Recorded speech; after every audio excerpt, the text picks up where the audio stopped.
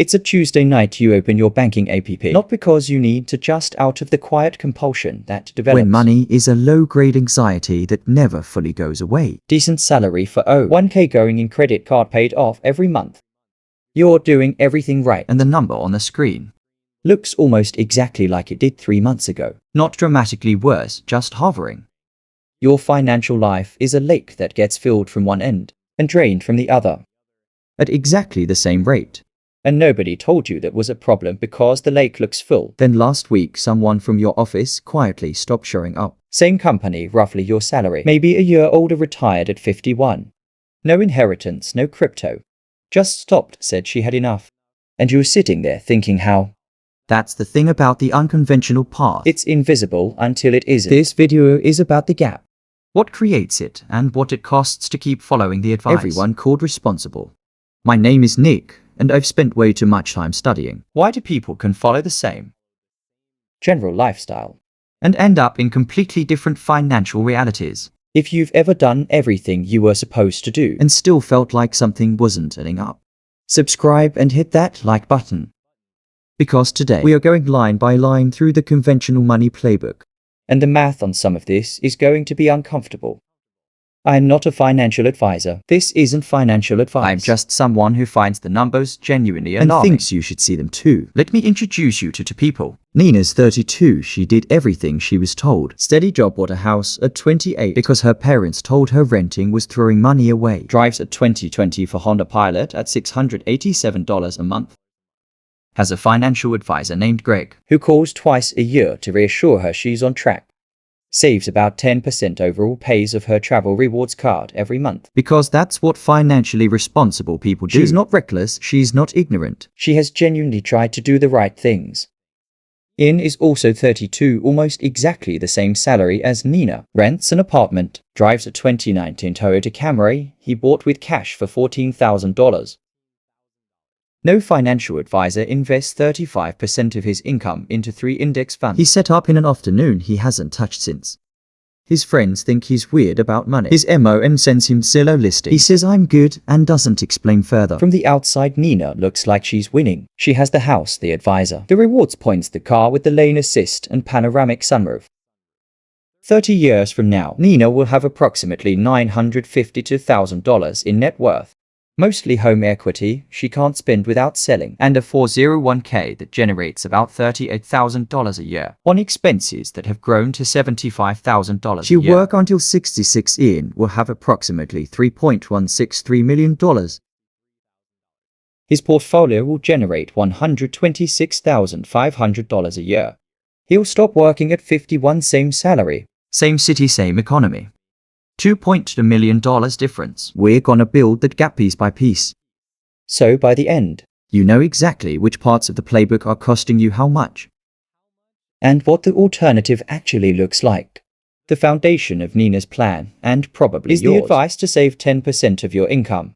Every financial article repeats it. Your parents' repeated 10% sounds like a real commitment. It sounds like something a responsible adult does. Here's what 10% actually produces. Run through real math. On the median is household income of about $83,000. You're saving roughly $8,300 a year at 8% returns. Over 30 years, that grows to about $1.03 million. Which sounds fine until you run the retirement calculation. Under the standard 4% withdrawal rule, $1 million generates $41,000 a year. The average American household spends $77,000 a year. You're running a $36,000 annual shortfall Every year of retirement. and that's if you started at 25 and never missed a contribution.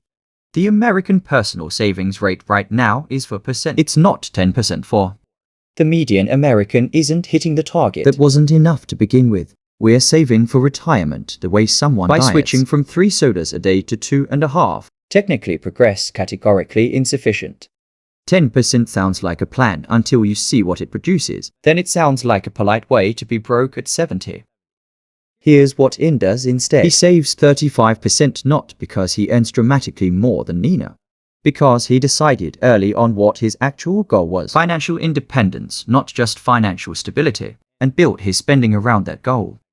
Rather than letting his spending determine what was left to save. That's a different mental sequence. And over 30 years, it produces a completely different number. A 50% savings rate reaches financial independence in about 17 years. A 10% savings rate reaches it in 51. That's the distance between retiring at 45 and dying at your desk. Same income. Completely different relationship with what the money is for. This is the one that doesn't get talked about proportionally to the damage it actually does. The average new car payment right now is $767 a month. Not a luxury car, not a sports car.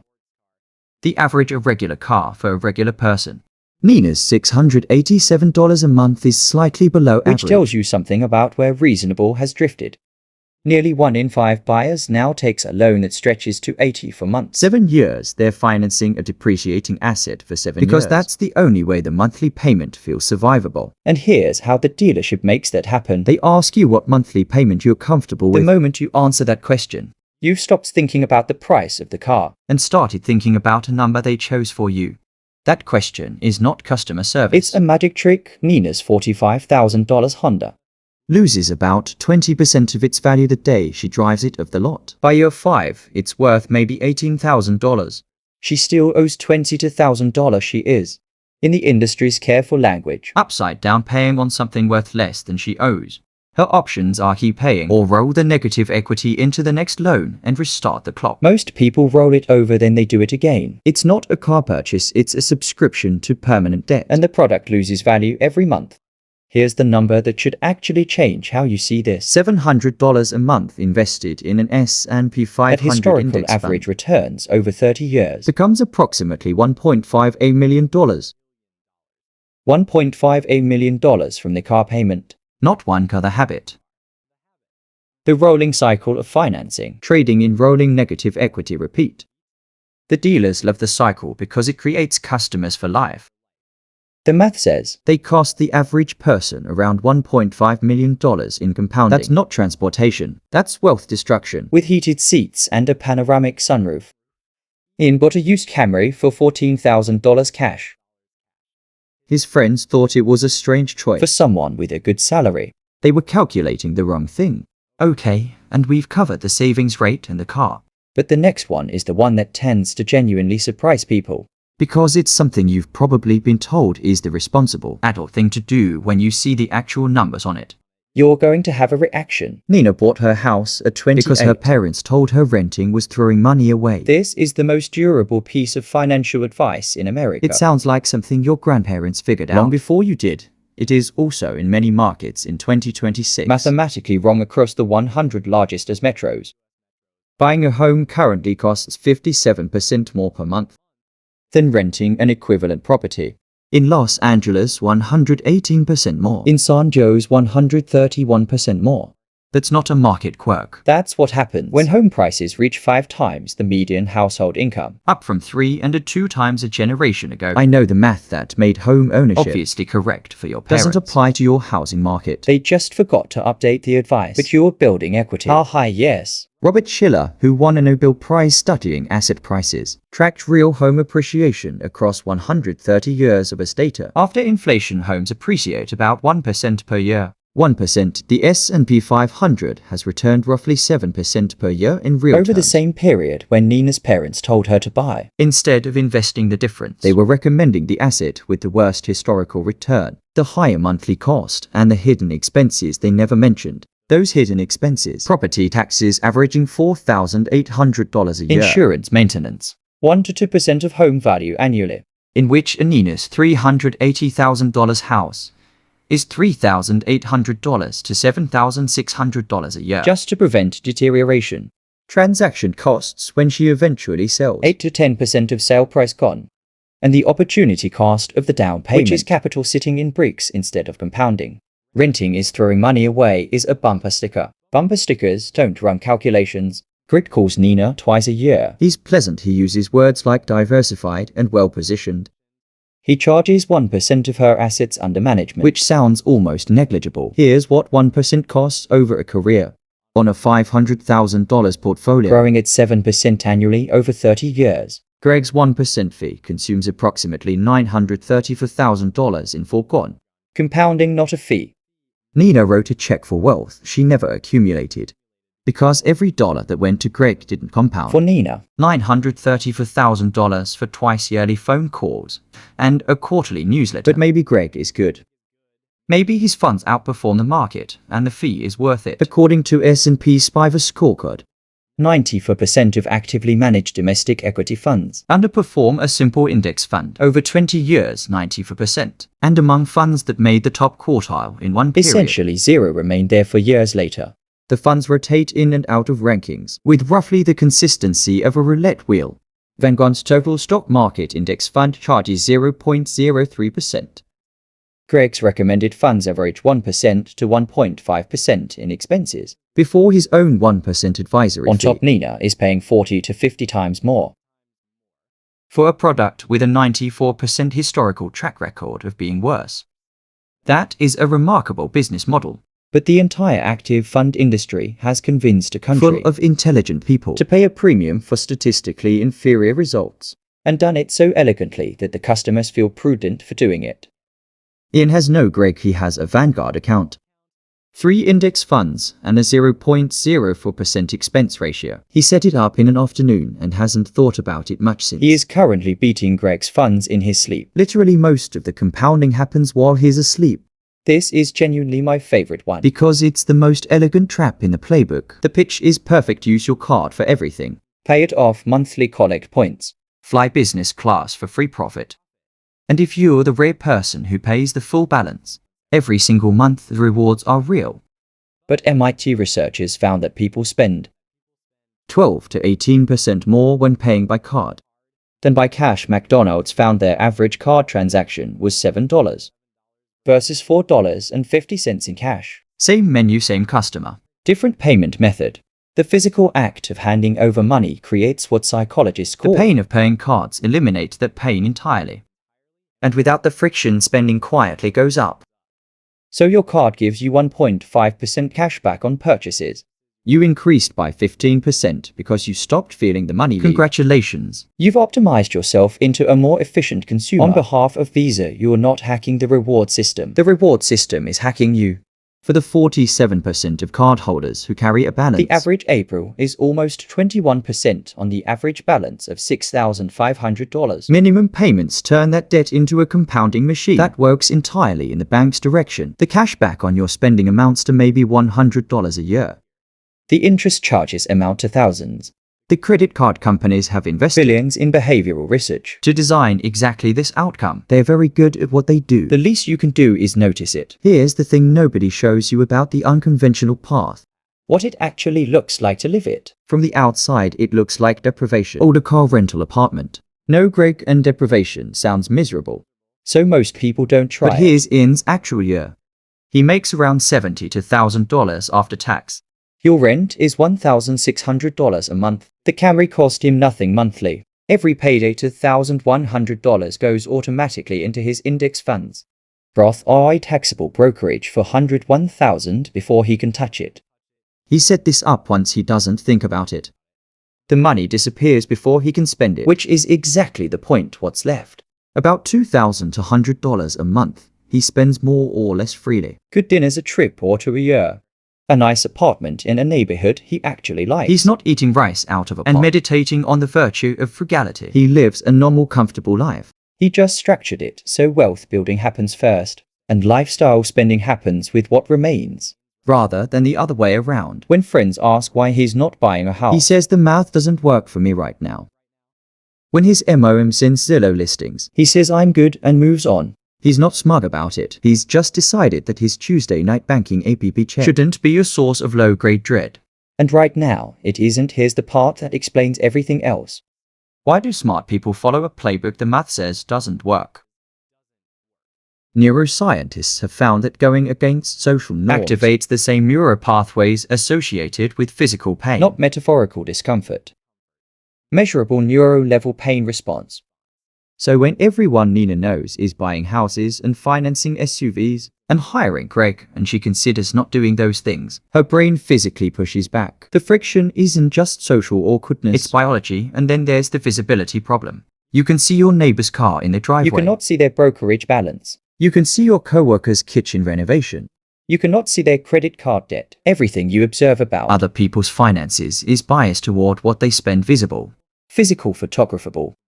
and blind to what they're quietly building or destroying. Researchers in the Netherlands found that When someone in a neighborhood won a luxury car, their neighbor's vehicle spending increased measurably within the year. we compete with what we can see. What we can see is consumption, not savings. This is the invisible architecture of normal. Nobody designed it deliberately. It's just what happens when social comparison operates on the visible. 10% of people's financial lives. And here's the part that should make you genuinely uncomfortable. The playbook wasn't written neutrally. The bank profits when Nina buys. The dealer profits when she finances. Greg profits from her assets. The credit card company profits from her spending. Nobody in that chain profits when she drives a paid-off Camry. Rent strategically buys index funds at 0.04% and doesn't call anyone. The conventional money playbook is not a public service. It's a business model like for everyone selling the pieces of it. The unconventional path isn't risky. It just looks risky from the outside. The path Nina is on, ending at 66 with a $38,000 a year retirement income against $75,000 in expenses. That's the one with real risk. most people just have the risk profiles of these two choices. Exactly backwards. Let's close the loop. Both 32, both earning around $60,000 when they started. Same city, same economy. Nina followed the playbook. Saved 10%, paid Greg 1% AUM in funds, averaging another 1% in FEs. He financed a new car every 5 or 6 years at around $650 Bought a at 28, stretched to the top of her budget. At 55, Nina has approximately $952,000 in net worth. Mostly a liquid home equity. Her 401k generates about $38,000 a year. Her expenses have grown to $75,000. She'll work until 66. She is not in crisis. She's not a cautionary tale in any obvious sense. She just doesn't have freedom. She has a job she needs in. Ignore the playbook. Saved 35%, bought index funds at 0.04%. Used cars, pay cash. Rented until the math said buying made sense. Made choices that looked strange and required no real sacrifice. Other than tolerating his moans, Zillow messages. At 55, Ian has approximately $3.163 million. His portfolio generates around $126,500 a year. He stopped working at 51 not because he won anything. Because compounding is patient and doesn't care about social norms. And he let it run for 30 years without interrupting it. $2.2 million, same salary. That is the price of the playbook. The conventional money advice you've been following wasn't designed to fail you. Most of it was built for a different economy. Homes at 3 times your income instead of 5. A 10% savings rate that actually produced a livable retirement. Pensions that covered the gap. That world existed. The advice made sense for it. But that world is gone and the advice hasn't kept up. The median 401k balance for Americans aged 55 to 64 is $95,642. That generates about $3,800 a year. The average household spends $77,000. That's $73,000 annual gap. Every year in retirement is where decades of doing everything right by conventional standards actually lands. The decisions that built this gap didn't announce themselves as consequential. They were the $687 monthly payment that felt reasonable. The advisor fee that sounded almost negligible. The house bought at 28 because not buying felt irresponsible. The 10% savings rate that sounded committed. None of those felt like big choices. Compounded across 30 years. They added up to $2.2 million. Here's what Greg's quarterly newsletter will never tell you. The person driving the paid-off Camry isn't taking a risk. The person with the $767 car payment, the stretched mortgage, the 4% savings rate, and the actively managed fund portfolio. That's the gamble. It's just a gamble that looks too normal to feel dangerous. Nina isn't reckless. She's just following a script written by people who get paid. When she does, Ian isn't depriving himself. He's just the one whose Tuesday nights are quiet. The only question that matters now is which Tuesday night you want.